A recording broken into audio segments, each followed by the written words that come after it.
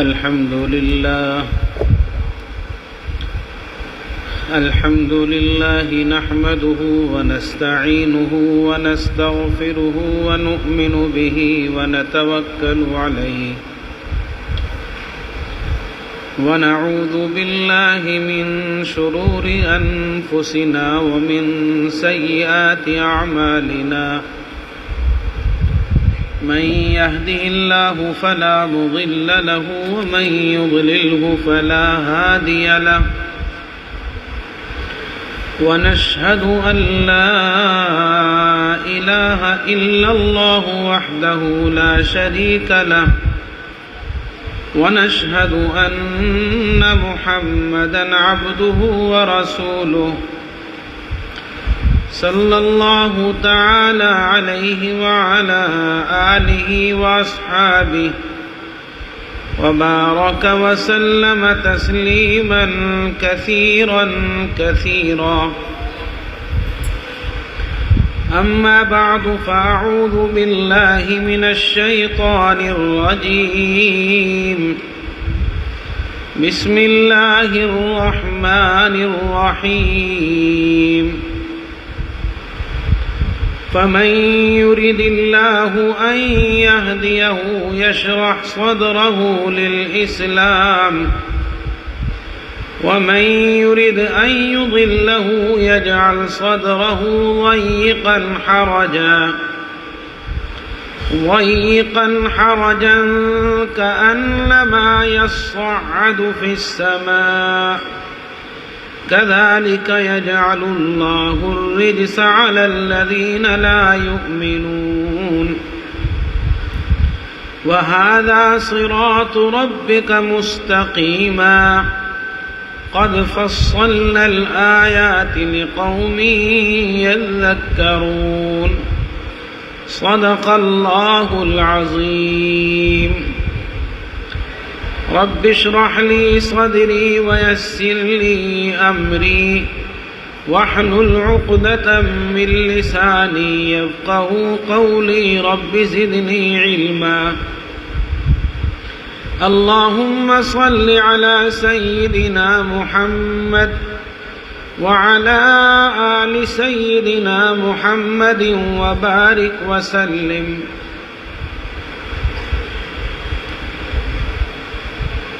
محترم سامعین، مکرم دوستو اور پیارے بچوں،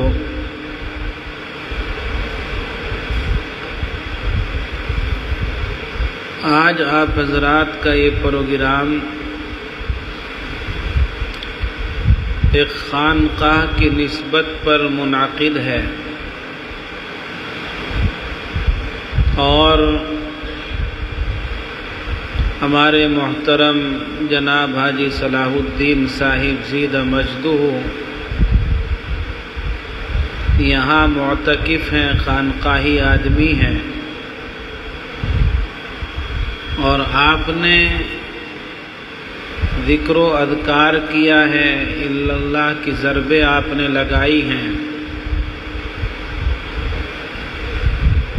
تو اس مجلس کا تعلق ایک خانقاہی نظام سے ہے۔ محترم حاجی صاحب کا حکم ہوا، آپ کے سامنے حاضر ہوا ہوں۔ پہلے ایک جگہ ابھی گفتگو کی، بیان کیا، دعا سے فارغ ہو کے یہاں پہنچا ہوں۔ اس وقت میں نے قرآن کریم کی چند آیات آپ کے سامنے تلاوت کی ہیں۔ انہی آیات کے تعلق سے مجھے کچھ باتیں آپ کی خدمت میں پیش کرنی ہیں۔ دعا فرمائیں کہ اللہ تبارک و تعالی کہنے والے کو بھی اور سننے والوں کو بھی تمام دینی باتوں پر عمل کی توفیق عطا فرما دے۔ میرے بھائیوں، اصل نہ کہنا ہے نہ سننا ہے، اصل تو عمل کرنا ہے۔ عمل سے زندگی بنتی ہے. آدمی کہتا رہے سنتا رہے عمل میں باتیں نہ ہوں تو میرے بھائیوں زندگی کے اندر تبدیلی نہیں آ پاتی. قرآن کریم کا جو حصہ میں نے آپ کے سامنے تلاوت کیا ہے، پہلے اس حصے کا آپ کے سامنے ترجمہ کیے دیتا ہوں. اللہ سبحانہ و تقدس نے فرمایا فَمَن يُرِدِ اللَّهُ أَن يَهْدِيَهُ يَشْرَحْ صَدْرَهُ لِلْإِسْلَامِ. سو جس شخص کو اللہ ہدایت دینا چاہتا ہے، راہ ہدایت پر جسے اللہ لانا چاہتا ہے، تو اللہ اس کے سینے کو اسلام کے لیے کھول دیتا ہے. وَمَن يُرِدْ أَن يُضِلَّهُ يَجْعَلْ صَدْرَهُ ضَيِّقًا. اور جس شخص کو اللہ گمراہ رکھنا چاہتا ہے، بے راہ رکھنا چاہتا ہے، تو اللہ اس کے سینے کو تنگ اور بہت زیادہ تنگ کر دیتا ہے. کأنما یصعد فی السماء، جیسا کہ وہ آسمان میں چڑھ رہا ہے. کذالک یجعل اللہ الرجس علی الذین لا یؤمنون. اسی طرح اللہ پھٹکار ڈال دیتا ہے ان لوگوں پر جو ایمان نہیں لاتے. وَهَذَا صِرَاطُ رَبِّكَ مُسْتَقِيمًا. اور یہی تیرے پاک پروردگار کا راستہ ہے. قَدْ فَصَّلْنَا الْآيَاتِ لِقَوْمٍ يَذَّكَّرُونَ. یقیناً ہم نے تفصیلات بیان کر دی اس قوم کے لیے جو نصیحت پکڑتی ہے.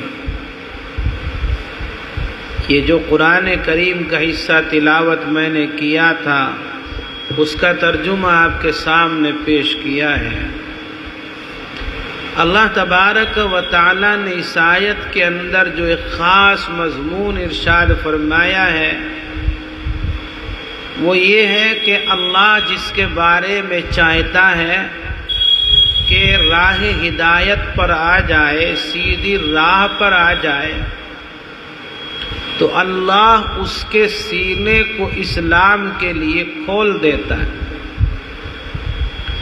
سینے کو اسلام کے لیے کھول دینے کا مطلب یہ ہے کہ اس کے دل کے اندر بھلی بات پیدا ہوتی ہے اور اس کا دل اچھائیوں کو قبول کرنے والا ہو جاتا ہے. اچھی باتوں سے اسے محبت اور بری بات اور برے کام سے اسے نفرت ہو جاتی ہے، اور اچھے کام کرنے میں اسے کوئی دشواری کوئی پریشانی نہیں ہوتی. اللہ اس کے لیے بھلائیوں کو آسان کر دیتا ہے. اور جس کے بارے میں اللہ چاہتا ہے کہ یہ بے راہ رہے، گمراہ رہے، بھٹکتا پھرے، تو اللہ نے فرمایا کہ میں اس کے سینے کو تنگ اور بہت زیادہ تنگ کر دیتا ہوں. سینے کو تنگ کرنے کا مطلب یہ ہے کہ بھلی بات اور بھلا کام وہ کرے، بھلی بات اس کو وہ قبول کرے، اسے بہت پریشانی ہوتی ہے اور اس کے دل کے اندر بھلی بات کے قبول کرنے کی کیفیت پیدا نہیں ہوتی. اگر وہ چاہے کہ میں کوئی بھلا کام کر لوں تو اس کے لیے اتنی پریشانی کھڑی ہوتی ہے اور بھلا کام اس کے لیے ایسا مشکل ہوتا ہے جیسا کہ آسمان پر چڑھنا مشکل. آج کے ٹیکنالوجی دور کے اندر اور آج کی مشینری زمانے کے اندر بھی آسمانوں پر چڑھنا مشکل کام ہے، پریشان کن مسئلہ ہے. تو جس کو اللہ چاہتا ہے کہ یہ بھٹکتا رہے تو بھلی بات بھلا کام اس کے لیے ایسا ہی مشکل ہو جاتا ہے جیسا کہ آسمان میں چڑھنا مشکل۔ یہاں اللہ سبحانہ و تقدس نے سینے کے کھلنے کا تذکرہ فرمایا، سینے کے کشادہ کرنے کا تذکرہ فرمایا۔ جب یہ آیت نازل ہوئی تو حضرات صحابہ کرام رضوان اللہ علیہ مجمعین نے آقا مدنی جناب محمد الرسول اللہ صلی اللہ علیہ وسلم سے پوچھا، معلوم کیا کہ یا رسول اللہ شرح صدر کا کیا مطلب ہے اور سینے کے کھلنے کا کیا مطلب ہے؟ حدیث پاک کے اندر آتا ہے، عبداللہ ابن مسعود حدیث کے راوی ہیں اور دو بڑے بڑے محدثین نے یہ روایت بیان کی ہے۔ امام بیہقی علیہ الرحمہ نے شعب الایمان کے اندر اور امام حاکم علیہ الرحمہ جو بڑے محدث ہیں مستدرک حاکم کے اندر یہ روایت بیان کی ہے۔ عبداللہ ابن مسعود فرماتے ہیں کہ جب اللہ پاک نے آیتیں اتاری جس میں سینے کے کھلنے اور تنگ ہونے کا تذکرہ کیا گیا تو حضرات صحابہ کرام رضوان اللہ علیہ مجمعین نے آقا مدنی علیہ السلام سے سوال کیا، یا رسول اللہ سینے کے کھلنے کا کیا مطلب ہے؟ سینے کے کشادہ ہونے کا کیا مطلب ہے؟ آقا مدنی علیہ السلام نے جواباً ارشاد فرمایا کہ جب اللہ تبارک و تعالی کسی کے سینے کو کھول دیتا ہے تو اس کے سینے میں ایک روشنی پیدا کرتا ہے، اس کے سینے کے اندر ایک نور ڈالتا ہے، جس روشنی اور نور کی وجہ سے اس کا دل، اس کا سینہ بھلی باتوں کو قبول کرنے والا اور بھلے کاموں کی طرف مائل ہو جاتا ہے، اور بھلائیاں اس کے لیے سہل، بھلائیاں اس کے لیے آسان، اور گناہ کے کام اس کے لیے مشکل ہو جاتے ہیں۔ اللہ کے نبی علیہ السلام نے شرح صدر کا مفہوم بیان کیا کہ اللہ سینے میں نور ڈال دیتا ہے جس کے نتیجے میں اس کے سینے میں، اس کے دل میں اچھی باتیں آتی ہیں اور گناہوں کی نفرت بڑھ جاتی ہے۔ حضرات صحابہ کرام رضوان اللہ علیہ مجمعین نے پھر دوسرا سوال کیا کہ یا رسول اللہ کیا اس چیز کی کوئی پہچان ہے، اس چیز کی کوئی علامت ہے جسے دیکھ کر ہم یہ جان لیں، جسے دیکھ کر ہم یہ سمجھ لیں کہ اللہ نے اس کے سینے میں نور ڈال کر اس کے سینے کو کھول دیا ہے، اس کے سینے کو کشادہ کر دیا ہے؟ کیا اس کی کوئی علامت ہے، اس کی کوئی پہچان ہے؟ آقا مدنی علیہ السلام نے ارشاد فرمایا، ہاں اس کی نشانی ہے، اس کی علامت ہے، اور ایسی چیزیں ہیں جن کو دیکھ کر یہ جان لیا جائے، یہ پہچان لیا جائے کہ اللہ نے اس کے سینے کو کشادہ کر دیا ہے، اللہ نے اس کے سینے میں نور پیدا کر دیا ہے، اس کی نشانی ہے۔ اور اس کے بعد میں آقا مدنی علیہ السلام نے تین باتیں ارشاد فرمائی۔ آقا نے فرمایا، التجافی من دار الغرور والانابۃ الى دار الخلود والاستعداد للموت قبل نزول۔ آقا مدنی علیہ السلام نے فرمایا کہ سب سے پہلی پہچان کہ اللہ جس کے سینے میں نور پیدا کرتا ہے اور جس کے سینے کو اللہ کشادہ کرتا ہے اور کھول دیتا ہے، پہلی نشانی یہ ہے کہ دھوکے کے گھر سے اس کا دھیان ہٹ جاتا ہے، دھوکے کے گھر سے اس کی توجہ ہٹ جاتی ہے، توجہ ختم ہو جاتی ہے۔ اب حدیث پاک کے اس جملے کے اندر دو باتیں ارشاد فرمائی گئی، دھوکے کا گھر اور اس سے توجہ کا ہٹ جانا، دونوں باتوں کو سمجھنا ہے۔ حدیث پاک کے اس حصے میں دھوکے کا گھر کسے کہا گیا؟ اللہ کے نبی نے دھوکے کا گھر کس کو بیان کیا؟ جب ہم اس تعلق سے قرآن کو پڑھتے ہیں، قرآن کا مطالعہ کرتے ہیں، تو ہمارے سامنے بات آتی ہے کہ دھوکے کا گھر یہ دنیا کی زندگی ہے، یہ دنیا کا ساز و سامان، یہ سب دھوکے کی زندگی ہے، یہ سب دھوکے کا سامان ہے۔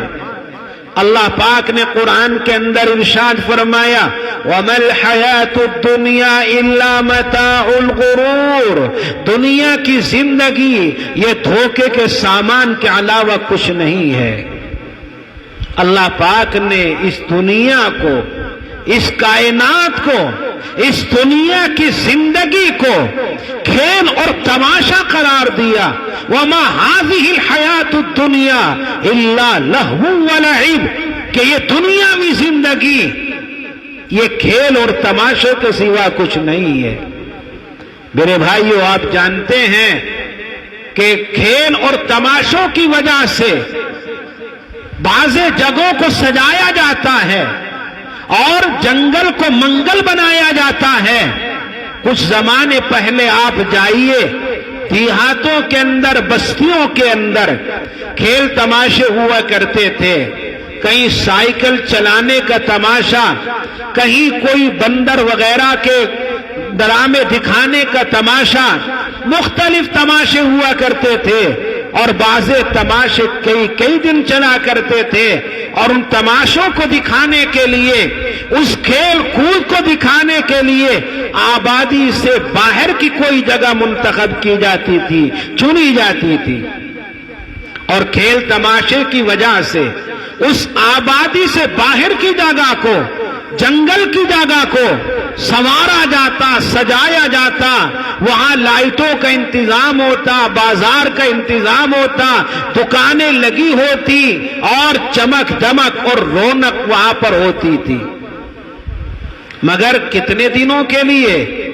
جتنے دن کھیل تماشا ہونا ہے وہاں وہ رونق رہتی، اس کے بعد میں وہ رونق ختم ہو جاتی۔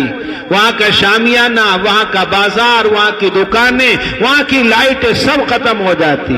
آپ حضرات شہر میں رہتے ہیں تو آپ کو شہری مثال پیش کر دوں، آپ کے یہاں بڑا میلہ بھرتا ہے نوچندی کا۔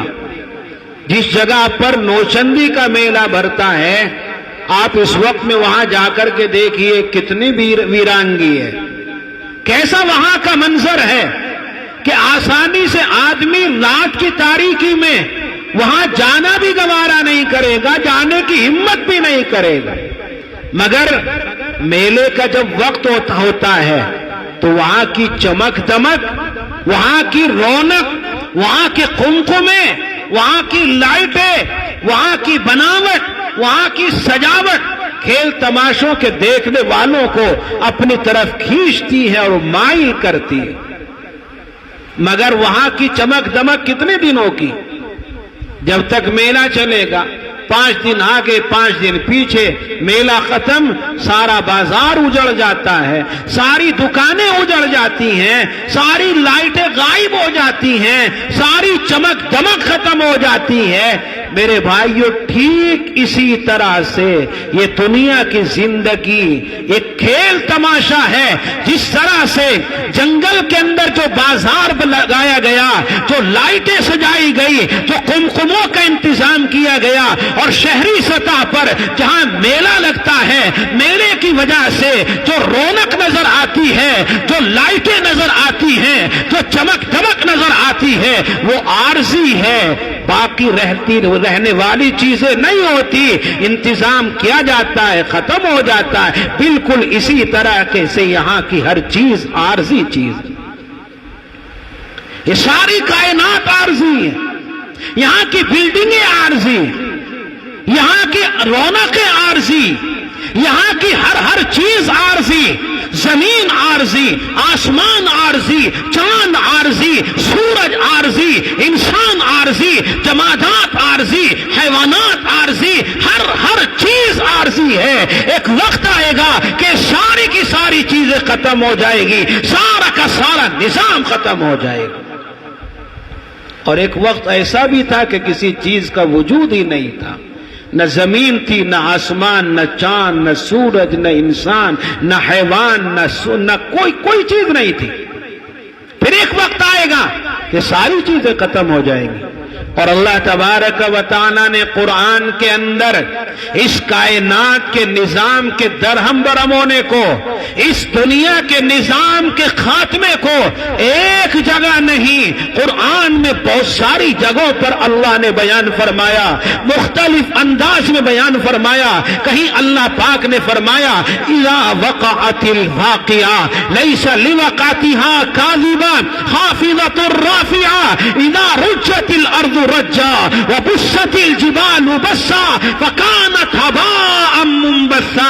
کہیں اللہ پاک نے قرآن کے اندر فرمایا الحاقۃ ما الحاقۃ وما ادراک ما الحاقۃ۔ کہیں اللہ پاک نے قرآن میں فرمایا اذا الشمس كورت واذا النجوم انكدرت واذا الجبال سيرت۔ کہیں قرآن کہتا ہے اذا السماء انفطرت واذا الكواكب انتثرت واذا البحار فجرت۔ کہیں قرآن کہتا ہے اذا السماء انشقت، آسمان پھٹ جائیں گے، زمین پھٹ جائے گی، آسمان ختم ہو جائیں گے، یہ زمین ختم ہو جائے گی، سورج ختم ہو جائے گا، چاند ختم ہو جائے گا، انسان ختم ہو جائے گا، حیوانات ختم ہو جائیں گے، جمادات ختم ہو جائیں گے، پہاڑ ختم ہو جائیں گے، ساری کی ساری چیزیں فنا ہو جائیں گی۔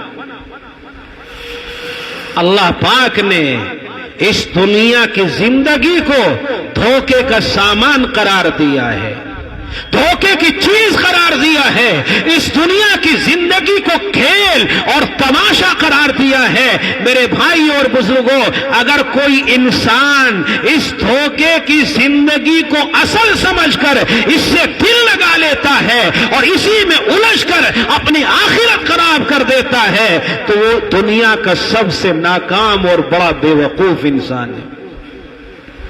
نبی اکرم صلی اللہ علیہ وسلم نے پہلی نشانی، پہلی علامت کہ اللہ جس کے سینے میں نور اور روشنی داخل کرتا ہے اور جس کے سینے کو اللہ کھول دیتا ہے، پہلی پہچان التجافی من دار الغرور، دھوکے کے گھر سے اس کا دھیان ختم کر دیتا ہے۔ ایک بات آپ حضرات نے سمجھی، دھوکے کا گھر کسے کہا گیا؟ اب یہ سمجھنا ہے کہ دھوکے کے گھر سے دھیان ختم کر دینے کا کیا مطلب، توجہ کے ختم کر دینے کا کیا مطلب؟ اس کا مطلب یہ ہرگز نہیں ہے کہ آدمی دھوکے کے گھر سے توجہ کو ہٹائے اور اس کا یہ مطلب سمجھ بیٹھے کہ دنیا کے سارے کام کاج چھوڑ کر دنیا کے اندر ملازمت کرتا اسے چھوڑے، تجارت کرتا ہے اسے چھوڑے، کھیتوں میں کھلیانوں میں کام کرتا اسے چھوڑے اور کسی کٹی میں جا کر، کسی حجرے اور تنہائی میں جا کر اللہ کی ضربیں لگانا شروع کر دے، اللہ اللہ کرنا شروع کر دے اور یہ سمجھے کہ میں تو دنیا سے اپنے آپ کو ہٹا کر، دنیا سے کٹ کر، دنیا سے بے توجہ ہو کر اللہ کو راضی کرنے میں لگا ہوں۔ نہیں، اس کا مطلب یہ نہیں ہے۔ اسے رہبانیت کہا جاتا ہے اور اسلام کے اندر رہبانیت نہیں ہے۔ پہلی شریعتوں کے ماننے والوں میں چیز تھی کہ جب انہیں فکر دامن گیر ہوتی کہ اللہ کو ہم راضی کر لیں، اللہ والے بن جائیں، بزرگ بن جائیں، متقی بن جائیں، پرہیزگار بن جائیں، تو اپنی ساری چیزوں کو، گھر کو چھوڑتے، خاندان کو چھوڑتے، آبادی کو چھوڑتے، تجارت کو چھوڑتے، ملازمت کو چھوڑتے اور کہیں غیر آباد جگہ میں جا کر کسی پہاڑ کی گفا میں کسی جنگل میں کٹی بنا کر جھوپڑی ڈال کر وہ اللہ اللہ کرنے میں لگ جاتے تھے، دنیا سے اپنے آپ کو بالکل کاٹ لیتے تھے۔ نہیں، اس امت محمدیہ کے لیے اس چیز کی اجازت نہیں ہے۔ اس امت کے لیے اللہ نے حکم دیا کہ سماج کے اندر رہو، سوسائٹی میں رہو، گھر خاندان میں رہو، محنت مزدوری کرو، رزق حلال کے لیے کوششیں کرو، کاوشیں کرو، ان سب کو کرتے ہوئے اپنے رب کو راضی کرو، اپنے اللہ کو خوش کرو۔ یہ اس دین کا پیغام ہے، اس امت محمدیہ کے لیے حکم کمانے کا، دنیا حاصل کرنے کا اللہ نے قرآن میں حکم دیا۔ قرآن کریم کے اندر اللہ پاک نے فرمایا فَإِذَا قُضِيَتِ الصَّلَاةُ فَانْتَشِرُوا فِي الْأَرْضِ وَابْتَغُوا مِنْ فَضْلِ اللَّهِ، کہ جب نماز سے فارغ ہو چکے، نماز ادا کی جا چکی، تو اب زمین میں پھیل جاؤ اور اللہ کے فضل کو تلاش کرو۔ اللہ کے فضل کی جہاں اور تفسیر مفسرین نے کی ہیں، رزق حلال کے لیے کوشش کرنا، یہ بھی ایک تفسیر کی گئی ہے۔ حدیث پاک میں نبی اکرم صلی اللہ علیہ وسلم نے رزق حلال کو کمانے کا، رزق حلال کے اصول کا حکم دیا۔ آقا نے فرمایا طلب کسب الحلال فریضۃ بعد الفریضہ، کہ رزق حلال کے لیے کوشش کرنا، محنت کرنا، جد و جہد کرنا، یہ فرائض کے بعد ایک فریضہ ہے۔ نماز کی ادائیگی ہو، روزے کی ادائیگی ہو، زکوٰۃ کی ادائیگی ہو، ان فرائض کی ادائیگی کے بعد، یعنی ان کاموں کے اندر غفلت نہ ہو، ان کاموں کو بھی انجام دیا جائے اور ساتھ ساتھ میں رزق حلال کے لیے کوشش کی جائے، جد و جہد کی جائے۔ جس نہج پر بھی آدمی کوشش کر سکتا ہے، ملازمت کے طور پر، تجارت کے طور پر، کاشتکاری کے طور پر، جس طرح سے بھی کوشش کر سکتا ہے، کوشش کرنا رزق حلال کے لیے اسلامی تعلیم ہے۔ جب اللہ کے نبی نے حدیث پاک میں حکم دیا، اللہ عز و جل نے قرآن کے اندر حکم دیا، اب دھوکے کے گھر سے، دنیا سے بے توجہی کا کیا مطلب ہے؟ اس کا مطلب یہ ہے میرے بھائیوں کہ آدمی دنیا کمائے مگر دنیا سے دل نہ لگائے۔ دو چیزیں ہیں۔ حکیم الامت مجدد الملت مولانا اشرف علی تھانوی علیہ الرحمہ نے فرمایا کہ دو چیزیں ہیں، ایک ہے کسب حلال، ایک ہے کسب مال، اور ایک ہے حب مال۔ دونوں چیزیں الگ الگ ہیں۔ مال کا کمانا اور مال سے محبت کرنا، یہ دونوں چیزیں الگ الگ ہیں۔ شریعت کا حکم ہے، شریعت کا مطالبہ ہے، مال کماؤ، لیکن مال سے محبت کرنے کا شریعت اجازت نہیں دیتی۔ نہ تقاضا ہے، نہ مطالبہ ہے، نہ اجازت ہے۔ اب یہ کیسے پہچان ہوگی کہ آدمی کسب مال کر رہا ہے یا حب مال کر رہا ہے، مال کما رہا ہے یا مال سے دل لگا رہا ہے؟ یہ پہچان کیسے ہوگی؟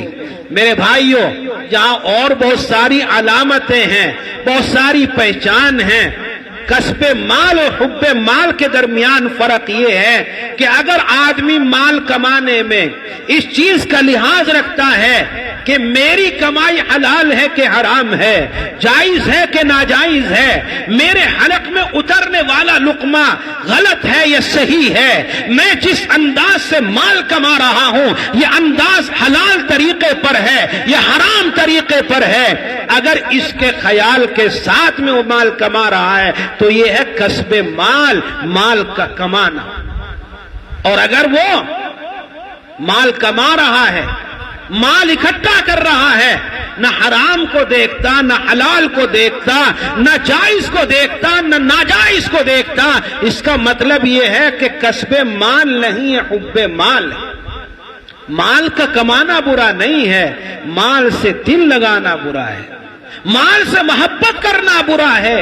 اگر مال کمانا برا ہوتا، بہت سے صحابہ کرام بڑے مالدار تھے، بڑے تاجر تھے، تو تاجر نہ ہوتے، وہ سرمایہ دار نہ ہوتے۔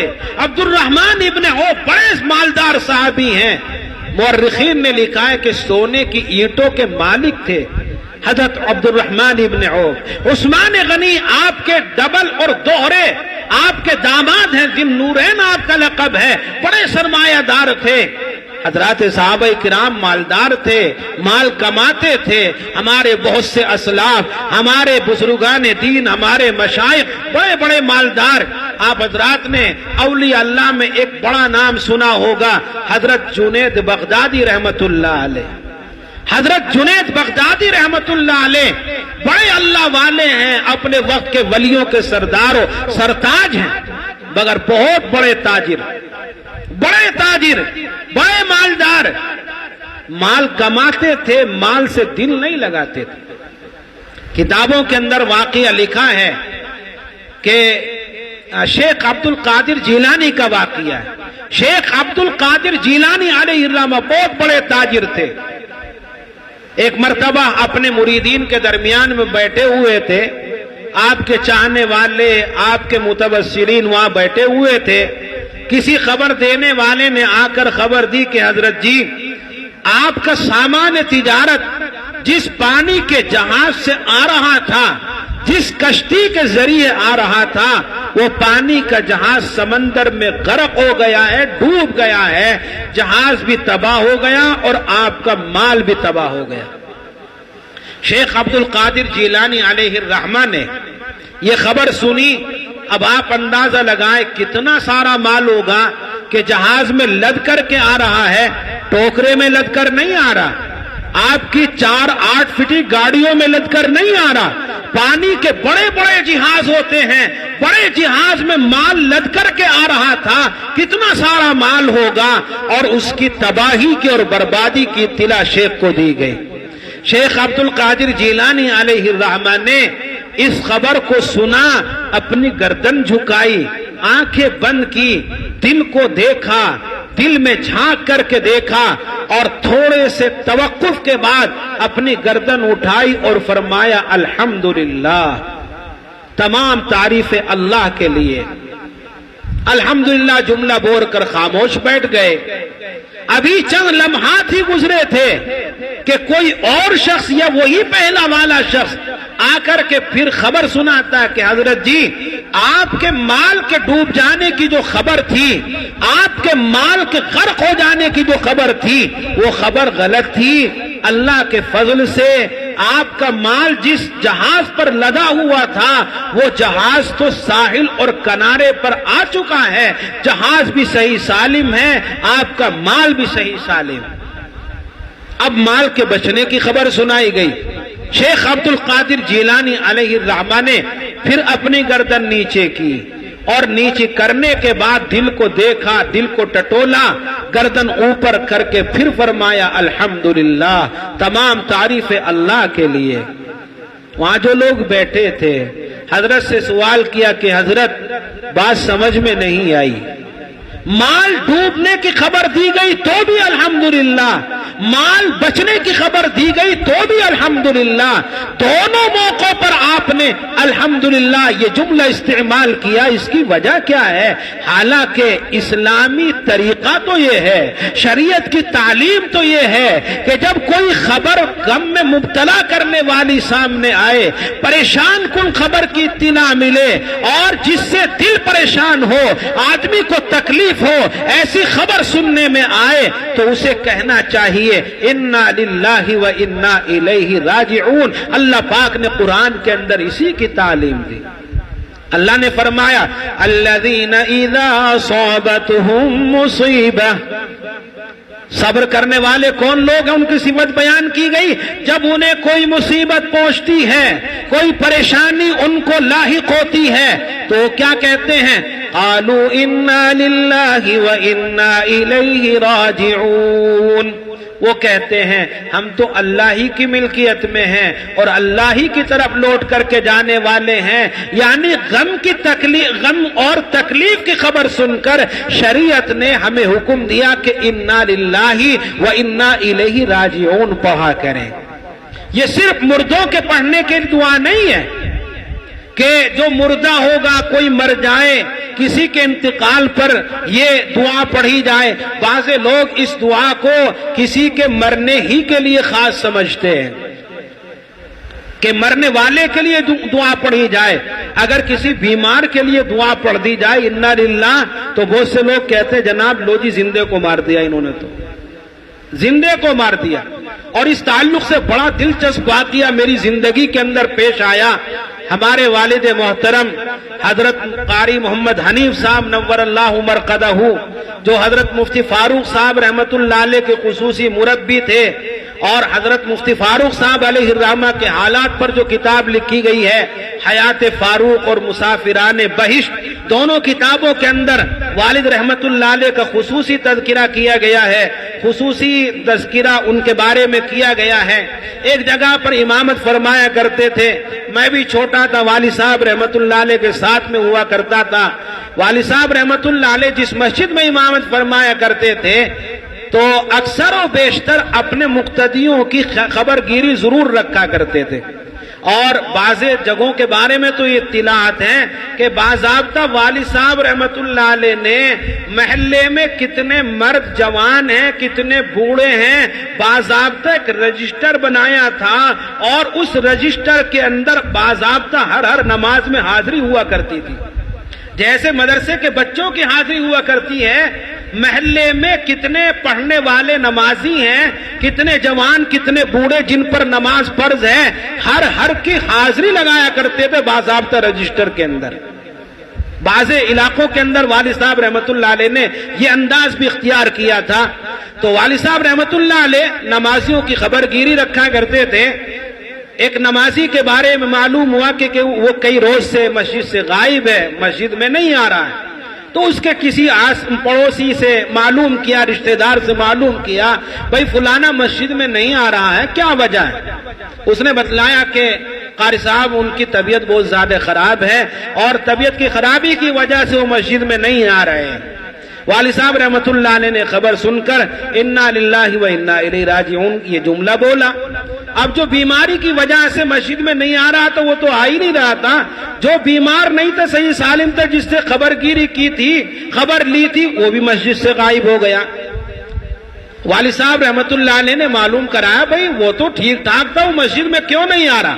تو اس نے جواب دیا کہ جی قاری صاحب نے تو ہمارے زندے کو مار دیا، ہم نے خبر دی تھی، ہم نے بتلایا تھا کہ ہمارا رشتہ دار بیمار ہے اور بیماری کی وجہ سے مسجد میں نہیں آ رہا، انہوں نے تو وہ دعا پڑھتی جو مرے ہوئے پر پڑھی جاتی ہے، یہ مرے ہوئے پر پڑھنے کی دعا نہیں ہے۔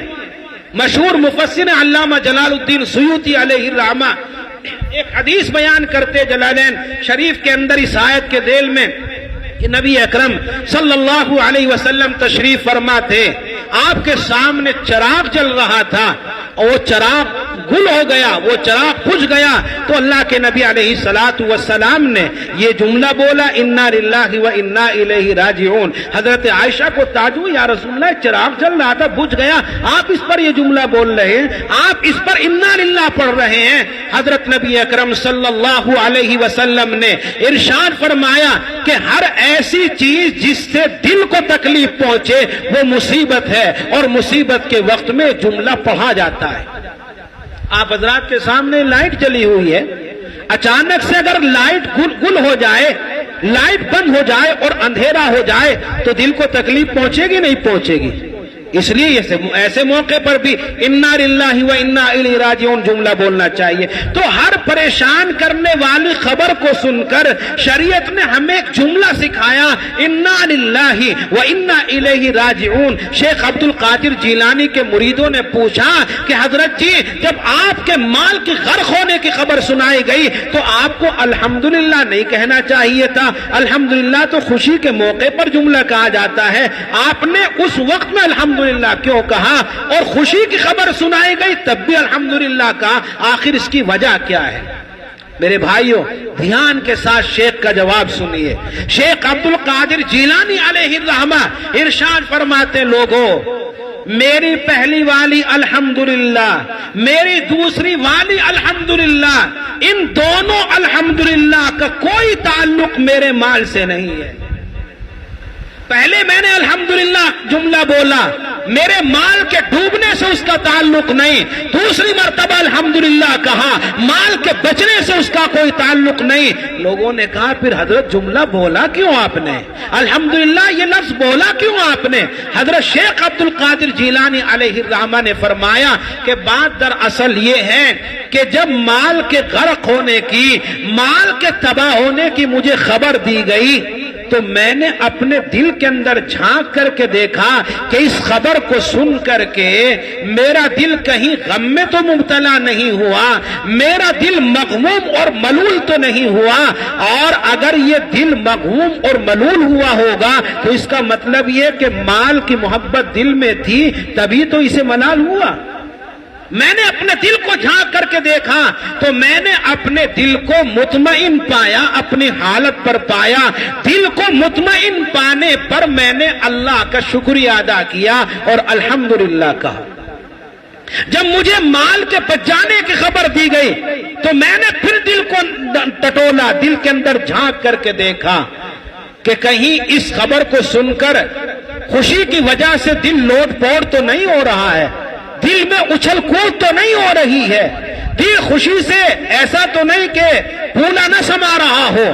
میں نے دل کے اندر دیکھا تو میں نے اس وقت بھی دل کو اسی حالت پر پایا، یعنی مال کے ڈوب جانے کی وجہ سے، مال کے بچ جانے کی وجہ سے میرے دل کی کیفیت تبدیل نہیں ہوئی، میں نے اس پر اللہ کا شکریہ ادا کیا۔ خیر یہ تو بڑے لوگوں کی بات ہے، یہ تو ولیوں کی بات ہے میرے بھائیوں اور بزرگوں، ورنہ انسان کو کوئی نقصان ہو جائے تو فطری چیز ہے کہ دل کو پریشانی ہوتی ہے، دل کو پریشانی ہوتی ہے۔ یہ تو بڑے اللہ کے ولی تھے کہ دونوں حالت میں دل ان کا ایک ہی صفت پر رہا، ایک ہی حالت پر رہا، ورنہ تو عام ایمان والوں کا دل تو پریشان کن چیز سے پریشان ہوتا ہی ہے اور نقصان سے مغموم اور ملول ہو ہی جاتا ہے۔ مگر میرے بھائیوں، جتنا غم اور جتنی تکلیف ہمارے دل کو کسی مالی نقصان کی وجہ سے ہوتی ہے، کیا کبھی ہمیں اس طرح کی تکلیف، اللہ کا کوئی فرض ہم سے چھوٹ جائے، اللہ کی کوئی عبادت ہم سے رہ جائے، کیا ہمارے دل کو کبھی اس طرح کی تکلیف ہوتی ہے؟ کبھی دل کو اس طرح کا غم پہنچتا ہے؟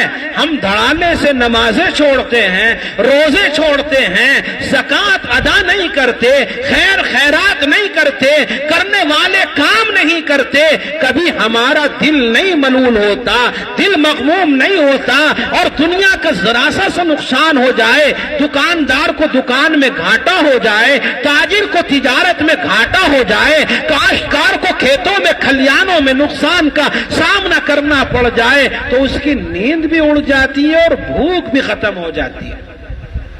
آپ حضرات دیکھتے ہیں، میں کوئی آسمان کی بات نہیں کر رہا ہوں، زمین کی بات کر رہا ہوں۔ اگر کسی دکاندار کو دکان میں نقصان ہو جائے اور دکان بند کر کے شام کو گھر جائے اور گھر کی کوئی بڑی چھوٹی اس کے سامنے کھانا پیش کرے تو جھنجلا کر یوں کہتا ہے تمہیں کھانے کی پڑی ہے، مجھے بھوک نہیں لگ رہی، بڑا نقصان ہو گیا دکان میں۔ ایسے ہی ہوتا نہیں ہوتا؟ اور جب رات کو بستر پر لیٹتا تو نیند بھی اڑ جاتی ہے، گھر والے پوچھتے ہیں نیند کیوں نہیں آ رہی، کیوں کروٹیں بدل رہے ہیں؟ ارے آج نقصان نہیں ہو گیا دکان میں، اسی کی وجہ سے نیند نہیں آ رہی ہے، نیند اڑی ہوئی ہے۔ میرے بھائیوں، اس طرح سے ہماری نیند نماز کے چھوٹ جانے کی وجہ سے اڑنی چاہیے تھی۔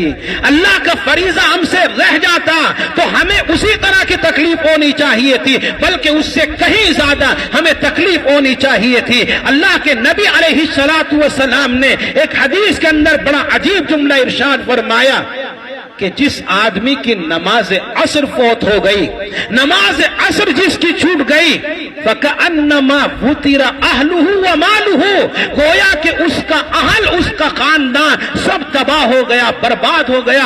اللہ کے نبی جو یہ جملہ فرما رہے ہیں، اس کا مطلب اور مفہوم یہی ہے کہ خاندان اور گھر کے تباہ ہو جانے کی وجہ سے جتنا غم اور جتنی تکلیف اسے ہونی چاہیے، اتنی ہی تکلیف نماز کے قضا ہو جانے کی وجہ سے، نماز کے فوت ہو جانے کی وجہ سے اسے ہونی چاہیے، مگر ہمیں کوئی تکلیف نہیں۔ نوجوانوں کا حال دیکھیے، کتنے روزے رکھ رہے ہیں۔ آپ یہاں مجلس ذکر میں تشریف فرما ہے، معاف کیجئے اس میں بھی اکثر نوجوان وہ ہیں جو روزے نہیں رکھ رہے، جو روزے دار نہیں ہوتے دن کے اندر۔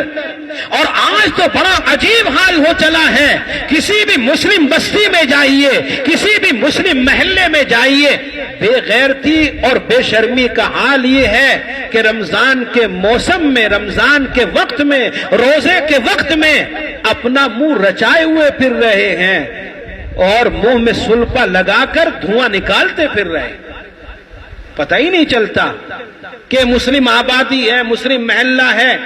کوئی رمضان کے مبارک مہینے کی وجہ سے چائے کی دکان بند ہوتی ہے، کوئی ہوٹل بند ہوتا ہے، نہیں، عام دنوں کی طرح چائے بھی دھڑالے سے پک رہی ہے، بک رہی ہے، پی جا رہی ہے، اور بیچنے والا بے شرمی سے بیچ رہا ہے اور پینے والے بے شرمی کے ساتھ پی رہے۔ کوئی ہمیں احترام نہیں، کوئی ہمارے یہاں روزوں کا خیال نہیں۔ ایک زمانہ تھا کہ اگر کوئی عذر کی وجہ سے روزہ نہیں رکھتا تھا تو دن بھر یوں ہی گزار دیتا تھا روزے کے احترام میں، وہ بے روزے دار ہو کر بھی کچھ نہیں کھاتا تھا۔ اس سے کہا جاتا کہ بھائی تم روزہ نہیں رکھ رہے ہو پھر کھاتے کیوں نہیں؟ کہ بھائی میرے سامنے عذر ہے، عذر کی وجہ سے میں روزہ نہیں رکھ رہا ہوں، لیکن اس کا مطلب یہ تو نہیں کہ میں روزے کی توہین کرتا پھروں۔ ہمارے گھر کی مائیں بہنیں ہوا کرتی تھی، وہ عام حالات کے اندر روزہ رکھتی ہے، لیکن مخصوص جو ایام ہوتے ہیں ان میں روزے نہیں رکھتی، نہ انہیں روزے رکھنے کی اجازت ہے۔ لیکن کیا مجال تھی کسی ماں بہن کو کوئی کھاتا پیتا گھر کا فرد دیکھ لیتا؟ وہ روزے سے نہیں ہوتی تھی، مگر کسی کے سامنے نہ کھاتی تھی، نہ پیتی تھی، نہ کوئی چیز استعمال کرتی تھی۔ روزے کا ادب، روزے کا احترام اس طرح سے ہوا کرتا تھا، اور جب ہم احترام کرتے تھے تو غیر بھی احترام کرتے تھے۔ ہم نے دیکھا، اور مجھ سے زیادہ بڑی بڑی عمر والے بہت سارے لوگ یہاں پر موجود ہیں، انہیں اس چیز کا تجربہ ہے کہ رمضان کے مہینے میں اگر کوئی مسلمان کسی گاڑی پر سفر کرتا ہوا ہوتا اور برابر میں کوئی برادر وطن بیٹھا ہوا ہوتا اور وہ بھولے سے بیڑی یا سگریٹ لگا لیتا تھا اور اسے خیال آتا کہ میاں جی برابر میں بیٹھے ہیں، خان صاحب برابر میں بیٹھے ہیں، تو جلدی سے بیڑی سگریٹ کو بجھا کر یوں کہتا میاں جی معاف کرنا مجھے یاد نہیں رہا تھا کہ آپ کے روزے چل رہے ہیں۔ ایسا ہوتا تھا نہیں ہوتا تھا؟ آج کسی مسلمان سے بیڑی چھڑوا دیجئے۔ اور بعض بے غیرت تو ایسے ہوتے ہیں کہ بیڑی منہ میں لگا کر دھواں خاص طور سے اس کی طرف پھینکتے جو روزے سے ہوتا ہے۔ جب ہمارے یہاں سے احترام نکلا، غیروں نے بھی احترام کرنا بند کر دیا۔ آج کوئی غیر ایمان والا بھی احترام نہیں کرتا روزے دار کا۔ میرے بھائیوں، یہ ہمارا حال بڑا عجیب ہے۔ بات چل رہی تھی حضرت شیخ عبد القادر جیلانی علیہ الرحمہ کی، اور میں بات یہ عرض کر رہا تھا کہ عبادات کے چھوٹنے پر ہمیں ملال ہونا چاہیے۔ اگر یہ کیفیت ہماری ہے تو سمجھیے التجافی من دار الغرور، دھوکے کے گھر سے ہماری رغبت ختم ہو گئی، ہمارا دھیان ختم ہو گیا۔ مال کمائیے مگر مال سے دل لگانے کی اجازت نہیں۔ آج ہم مال سے دل لگاتے، مال کماتے بہت ہیں لیکن خرچ کرنے کی جگہوں میں خرچ نہیں کرتے مال۔ اور مال تو میرے بھائیوں آتا ہی خرچ ہونے کے لیے ہے۔ صحیح کاموں میں خرچ کرو گے تو بہت اچھی بات ہے، آخرت میں بدلہ ملے گا۔ اگر اچھے کاموں میں، بھلے کاموں میں خرچ نہیں کرو گے تو پھر مال کہاں خرچ ہوگا؟ آپ جانتے ہو، بیاہ میں، شادی میں، آتش بازی میں، پٹاخے پھوڑنے میں، اور شادیوں کے نام پر گاڑیوں کے سجانے میں، اور خرافات کو انجام دینے میں، ٹائلوں میں، مکانات میں، ان سب چیزوں میں پیسہ خرچ ہوگا۔ اور یہ سب چیزیں کیا ہیں؟ عارضی ہیں۔ میرے بھائیوں، اکثر ایمان والوں کا حال یہ ہے جو آخرت میں کام آنے والی چیزیں ہیں ان کے لیے کوئی ہمارا پیسہ خرچ نہیں ہوتا، اور جو آنی جانی چیزیں ہیں ان پر ہم خوب پیسہ لٹاتے ہیں، خوب پیسہ برباد کرتے ہیں۔ اللہ کے نبی نے فرمایا کہ جس کے سینے میں نور اور روشنی داخل اللہ کرتا ہے اور جس کے سینے کو اللہ کھول دیتا ہے، پہلی نشانی، پہلی علامت التجافی من دار الغرور، دھوکے کے گھر سے اس کا دھیان ہٹا دیتا ہے۔ اور دوسری نشانی آقا مدنی نے بیان فرمائی، وَالْإِنَابَةُ إِلَى دَارِ الْخُلُودِ، ہمیشگی کے گھر کی طرف اس کا دھیان ہو جاتا ہے. اور ہمیشگی کا گھر کیا ہے؟ جنت. ہمیشگی کا گھر جنت ہے. اللہ تعالیٰ نے جہاں جنت کا تذکرہ کیا، جنتیوں کا تذکرہ کیا، تو قرآن میں کہا خالدین فیہا ابدا. خلود اس کی صفت بیان فرمائی ہے. جنت کبھی ختم نہیں ہوگی، جہنم کبھی ختم نہیں ہوگی.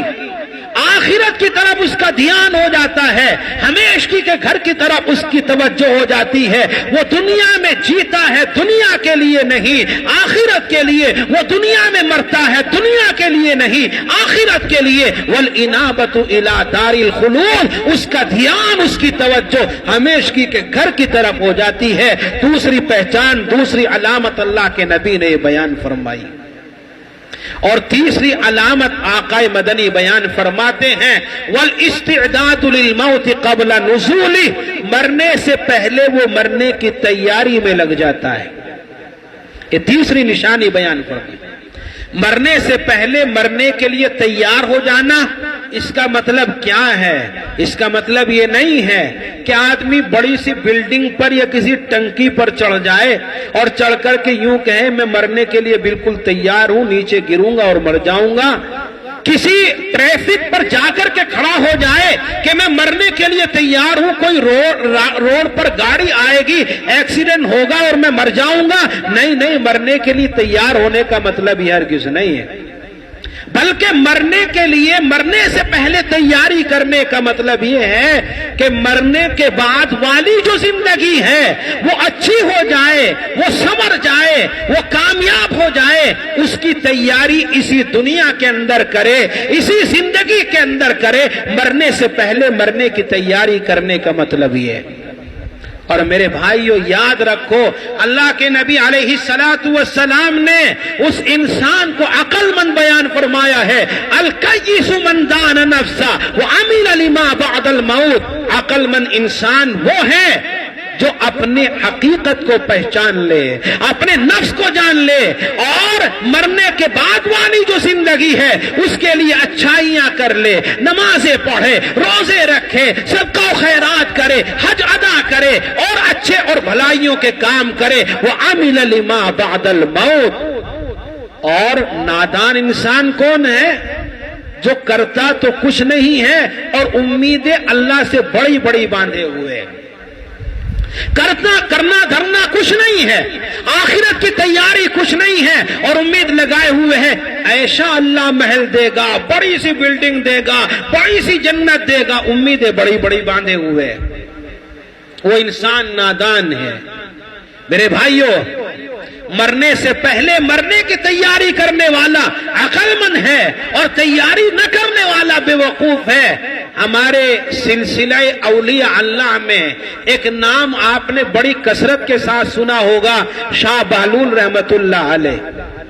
بہلول رحمت اللہ علیہ بڑے اللہ کے ولی تھے اور بہت ہی نیک بندے تھے، لیکن انداز ان کا عجیب سا تھا. لوگ انہیں مجنون کہا کرتے تھے، پاگل سمجھتے تھے. یہ خلیفہ ہارون رشید کا زمانہ ہے. ہارون رشید کے زمانے میں یہ شاہ بہلول رحمت اللہ علیہ اللہ کے بڑے ولی تھے، اور بہلول رحمت اللہ علیہ سے خلیفہ کو، بادشاہ کو بڑی محبت تھی. اور اسی محبت کا نتیجہ تھا کہ ہارون رشید نے اپنے درباریوں سے، دربانوں سے یہ بات کہہ رکھی تھی کہ بہلول جس وقت بھی میرے پاس آنا چاہے ملاقات کے لیے اسے آنے کی اجازت ہے. اس کے لیے کوئی وقت ہے نہیں ہے، کوئی اس کے لیے نو انٹری کا بورڈ نہیں ہے. وہ جب آنا چاہے اسے اجازت ہے، اسے روکا نہ جائے. شاہ بہلول رحمت اللہ علیہ بادشاہ کے پاس جاتے، اور بادشاہ محبت میں کبھی کبھی دل لگی بھی ان سے کرتا تھا، مذاق بھی کرتا تھا.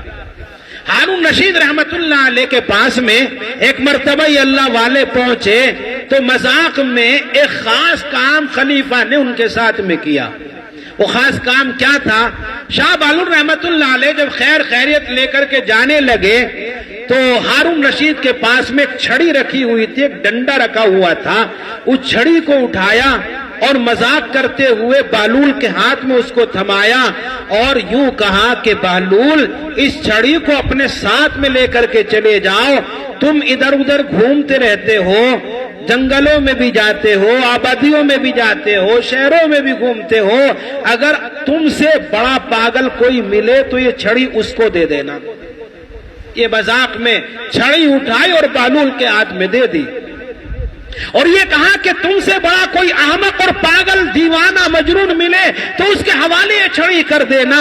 شاہ بہلول رحمت اللہ علیہ بڑے سنجیدہ مزاج تھے، اور سنجیدگی کے ساتھ اس چھڑی کو ساتھ میں لیا اور لے کر کے چلے گئے۔ بات آئی گئی ہو گئی، کافی زمانہ گزر گیا، بہلول رحمت اللہ علیہ آتے رہے جاتے رہے۔ ایک وقت وہ آیا کہ ہارون رشید بستر مرض پر پڑ گیا اور شدید بیمار ہو گیا، بہت سخت بیمار ہو گیا۔ بہلول رحمت اللہ علیہ کو پتا چلا، لوگ ملاقات کے لیے عیادت کے لیے آ رہے تھے، شاہ بہلول رحمت اللہ علیہ بھی عیادت کے لیے مزاج پرسی کے لیے تشریف لائے، اور آ کر کے بادشاہ سے پوچھا، بادشاہ سلامت، کیسا حال ہے، کیسی طبیعت ہے؟ خلیفہ ہارون رشید نے جواب دیا، بہت سخت بیماری ہے اور بڑی تکلیف کے اندر ہوں، اور بس ایسا لگتا ہے اب تو سفر کا وقت قریب آ گیا، اب تو سفر کا وقت قریب آ گیا۔ کہ اچھا بادشاہ سلامت، سفر کا وقت قریب آ گیا، کتنے دن کا سفر ہے، کب واپس لوٹیں گے، کب واپسی ہوگی اس سفر سے جس سفر کا وقت آپ کے سامنے آ چکا ہے؟ خلیفہ ہارون رشید نے کہا کہ بہلول، جو سفر سامنے، اس سفر سے کوئی واپس نہیں لوٹا کرتا، مرنے کے بعد کوئی واپس نہیں آیا کرتا، موت کا وقت قریب ہے، مرنے کا وقت قریب ہے، اور یہ ایسا سفر ہے کہ اس سفر سے کوئی واپس نہیں لوٹتا۔ شاہ بہلول رحمت اللہ علیہ نے پوچھا کہ اچھا اتنا لمبا سفر کہ اس سفر سے آپ کو واپس بھی نہیں آنا ہے؟ کہ ہاں اسی سفر کا سامنا ہے۔ شاہ بہلول نے پوچھا کہ بادشاہ سلامت، تو آپ نے اس سفر کی تو بڑی تیاری کر رکھی ہوگی، اس لیے کہ آپ جب دنیا کے عارضی چھوٹے موٹے سفر پر جایا کرتے تھے، ہفتے کا سفر ہوتا، 10 دن کا سفر ہوتا، مہینے کا سفر ہوتا، تو اس کی بڑی تیاری ہوتی تھی، لاؤ لشکر بھی ساتھ جاتا، خیمے ساتھ جاتے، نوکر چاکر ساتھ میں جاتے، اور وزراء ساتھ میں جاتے، بہت سارا سامان سواریوں پر لد کر کے جاتا ہے۔ آپ چھوٹے موٹے سفر کی بڑی تیاری کرتے ہیں، تو آپ نے تو وہاں کے لیے بھی بڑا لاؤ لشکر تیار کر رکھا ہوگا۔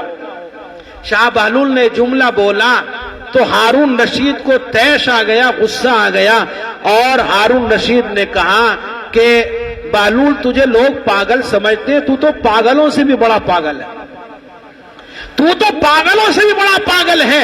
ارے احمق کہیں کے، پاگل کہیں کے، جس سفر پر میں جا رہا ہوں اس سفر پر کہیں لاؤ لشکر جاتا ہے، اس سفر کی ایسی تیاری کی جاتی ہے، اس سفر کے لیے نوکر چاکر ساتھ جاتے ہیں، وہاں تو کوئی بھی نہیں جاتا، اور وہاں کی میں نے کوئی تیاری نہیں کی، وہاں کی میں نے کوئی تیاری نہیں کی۔ یہ جملہ سنا، شاہ بہلول رحمت اللہ علیہ کے ہاتھ میں وہ چھڑی تھی جو بادشاہ نے دی تھی، اس چھڑی کو اٹھایا اور اٹھا کر بادشاہ کی خدمت میں پیش کر دی، اور کہا، یہ لیجئے بادشاہ سلامت، آپ کی امانت آپ کی سیوا میں، آپ کی امانت آپ کے حوالے۔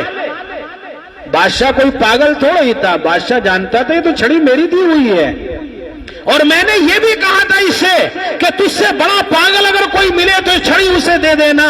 بادشاہ سلامت نے چھڑی ہاتھ میں لی اور لے کر کے بادشاہ سلامت کہنے لگے، کیا مطلب بہلول، یہ چھڑی مجھے کیوں دے رہے ہو؟ بہلول رحمت اللہ علیہ نے فرمایا، بادشاہ سلامت، آپ نے ہی تو یہ بات ارشاد فرمائی تھی کہ اگر تجھ سے بڑا پاگل کوئی ملے تو یہ چھڑی اسے دے دینا۔ میں نے جنگل میں دیکھا، آبادی میں دیکھا، شہروں میں دیکھا، مگر مجھ سے بڑا پاگل کوئی نہیں ملا۔ آج جب میں آپ سے بات کر رہا ہوں اور آپ نے کہا ہے کہ اتنے لمبے سفر کی میں نے کوئی تیاری نہیں کی، آپ چھوٹے چھوٹے سفر کی بڑی تیاری کرتے تھے اور لمبے سفر کی آپ نے کوئی تیاری نہیں کی، تو میں نے سے بات جان لی کہ مجھ سے بڑے پاگل اگر کوئی ہے تو آپ ہیں، اس لیے یہ امانت میں نے آپ کے حوالے کر دی۔ بادشاہ سلامت رونے لگے، ہارون رشید کی آنکھوں میں آنسو آ گئے اور فرمانے لگے کہ بہلول، لوگ تجھے پاگل سمجھتے ہیں، تو پاگل نہیں ہے، تو تو بڑا دانا، بڑا عقل مند ہے، تو تو بڑی پتے کی بات کرتا ہے۔ یقیناً میں نے وہاں جانے کی اگر تیاری نہیں کی ہے، میں پاگل ہوں، میں دیوانہ ہوں، میں احمق مقہور، اور اللہ کے نبی نے اسی کو بیان فرمایا، الکیس من دان نفسا وعمل لما بعد الموت، عقل مند انسان وہ ہے جو اپنی حقیقت کو جان لے، اپنی حقیقت کو پہچان لے، اور مرنے کے بعد والی جو زندگی ہے، جو اصل زندگی ہے، اس کے لیے اچھا کام کر لے، اعمال صالحہ کر لے۔ عقل مند انسان وہ ہے۔ تو میرے بھائیوں، مرنے کی تیاری ہمیں ہر کسی کو کرنی چاہیے، کرنی چاہیے نہیں کرنی چاہیے؟ لیکن ابھی کرنے کی ضرورت کیا ہے؟ جب موت قریب آئے گی جب کر لیں گے نا، جب مرنے کا وقت قریب ہوگا جب کر لیں گے، نمازیں اہتمام کے ساتھ پڑھنا شروع کر دیں گے، اور مسجد میں ڈیرا ڈال دیں گے، مسجد میں پڑھ جائیں گے، 5 وقت کی نماز پڑھیں گے، اس سے زائد اور نمازیں، تہجد کی، اشراق کی، چاشت کی، اوابین کی نمازیں پڑھیں گے۔ ارے ابھی کہاں وقت آیا مرنے کا؟ ابھی تو کھانے کا، پینے کا، موٹر سائیکل چلانے کا، عیاشی کا، بدماشی کا، ابھی تو یہ وقت چل رہا ہے۔ جب مرنے کا وقت آئے گا جب سوچ لیں گے، بنا لیں گے اپنے آپ کو نمازی۔ یہی ہے نا بات؟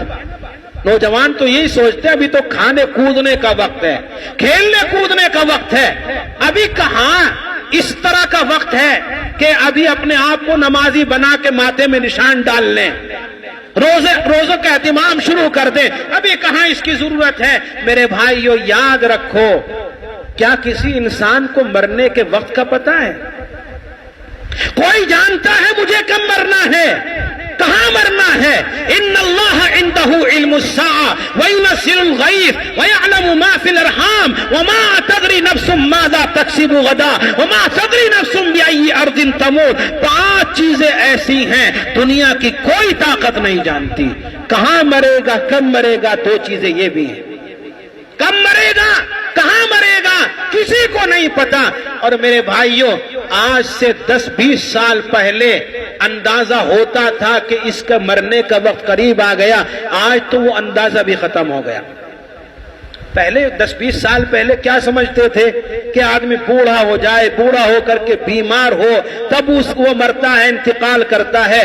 آج بوڑھے کم مر رہے ہیں، جوان زیادہ مر رہے ہیں، جوان زیادہ مر رہے ہیں، بوڑھے کم مر رہے ہیں۔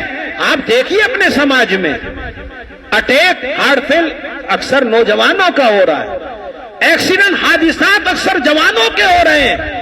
تو میرے بھائیوں، مرنے کا وقت کسی کو معلوم نہیں، ایک پل کا کسی کو بھروسہ نہیں ہے، اور ایک پل کسی کے بارے کوئی نہیں جانتا کہ میں جیوں گا یا مروں گا۔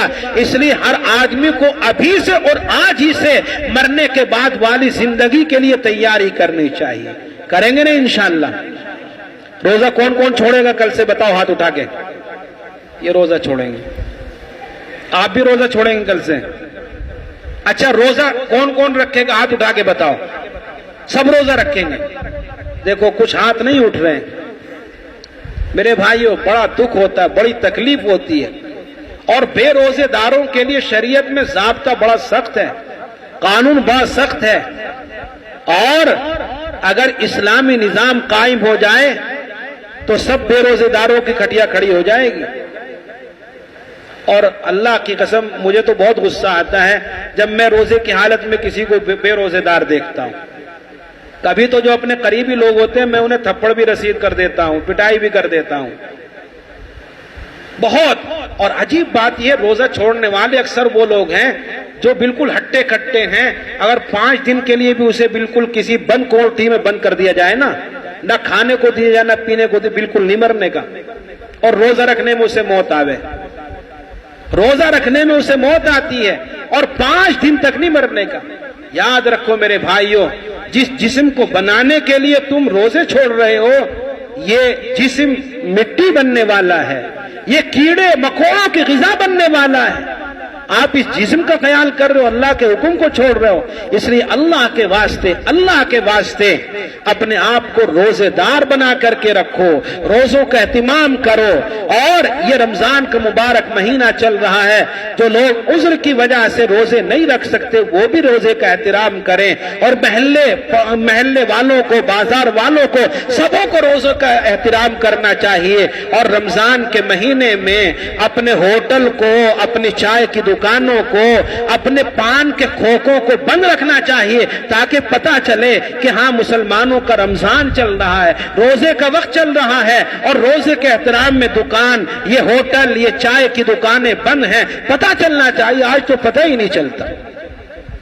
یہ نیکیوں کا سیزن ہے، ہم نے اس کو بھی پیسوں کا سیزن بنا دیا، ہم نے اس نیکیوں کے سیزن کو بھی تجارت کا سیزن بنا دیا۔ میرے بھائیوں، یہ 3 علامتیں اللہ کے نبی نے ارشاد فرمائی، التجافی من دار الغرور، کہ اللہ جس کے سینے کو کھول دیتا ہے اللہ اس کو دھوکے کے گھر سے بے رغبتہ کر دیتا ہے۔ والانابۃ الی دار الخلود، دوسری پہچان کہ اس کا دھیان، اس کی توجہ آخرت کے گھر کی طرف، ہمیشگی کی گھر کی طرف ہو جاتا ہے۔ اور تیسری پہچان والاستعداد للموت قبل نزولی، مرنے سے پہلے وہ مرنے کی تیاری میں لگ جاتا ہے۔ میرے بھائیوں، مجھے بھی مرنا ہے، آپ کو بھی مرنا ہے، ہر کسی کو بھی مرنا ہے، اس لیے ہر کسی کو مرنے کے بعد والی زندگی کی تیاری کرنی شروع کر دینی چاہیے۔ اللہ تعالیٰ مجھے بھی اور آپ کو بھی عمل کی توفیق سے نوازے، اور یہ 3 پہچان جو نور کے داخلے کی، شرح صدر کی آقا نے بیان فرمائی ہے، یہ تینوں کی تینوں علامتیں اللہ ہمارے اندر پیدا فرما کر ہمیں کامل مسلمان بنا دے، پکا سچا ایمان والا بنا دے۔